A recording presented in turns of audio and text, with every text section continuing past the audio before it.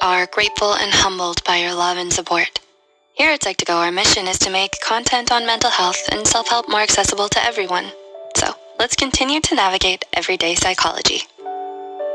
Research shows an estimated 75% of college students will be in a long-distance relationship at some point during university. Even though social media, messaging apps, and video calls make it easy for couples to stay connected while apart for extended periods of time, long-distance relationships are anything but easy. Studies have shown higher breakup rates in long-distance relationships than close-distance ones. Oh dear. While some long-distance relationships even start out that way when couples meet online, others transition from close-distance to long-distance relationships. Here are 7 stages in a long-distance relationship. 1. Decision.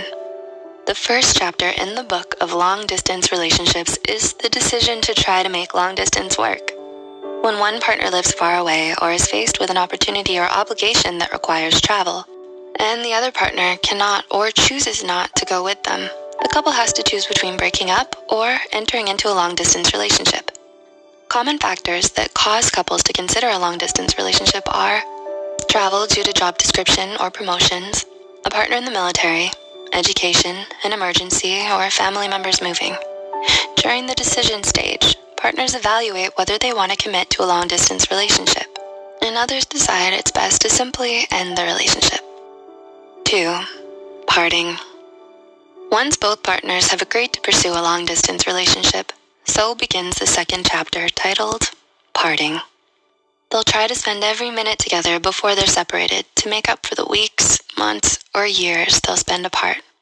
This is also the stage where partners should set boundaries and make rules to keep their relationship healthy when it transitions to long distance.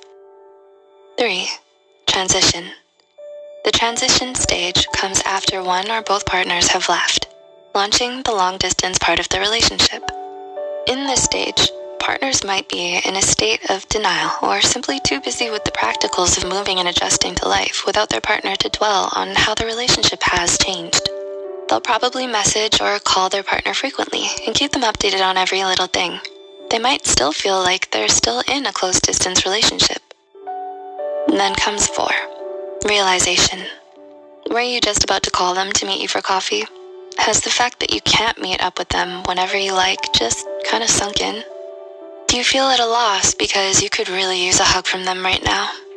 If so, you've now entered the next chapter, realization. During this stage, couples begin to process what life is like without their partner. They must face the reality that they can't depend on their partner to be there for them physically anymore.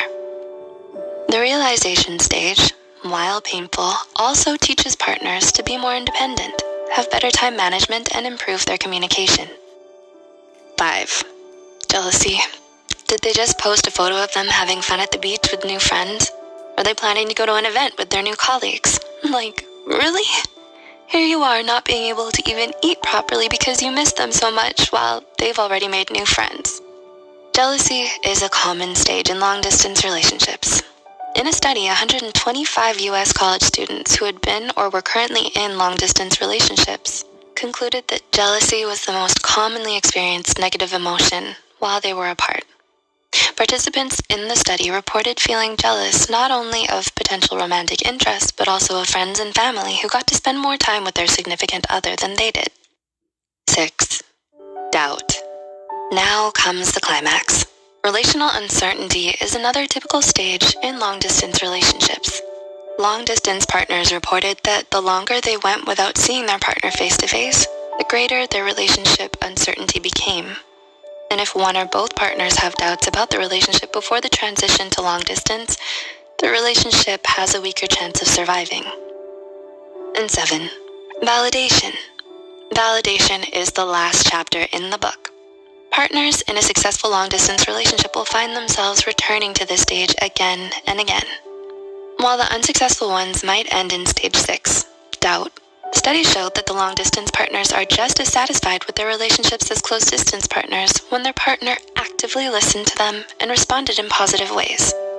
This means, although long-distance partners were not face-to-face, they still felt like their relationship improved after phone or online communication, as long as they could tell their partner supported them. This study points to the importance of disclosure and open and honest conversations in long-distance relationships to build trust and validation. Long-distance relationships are high maintenance, but very rewarding.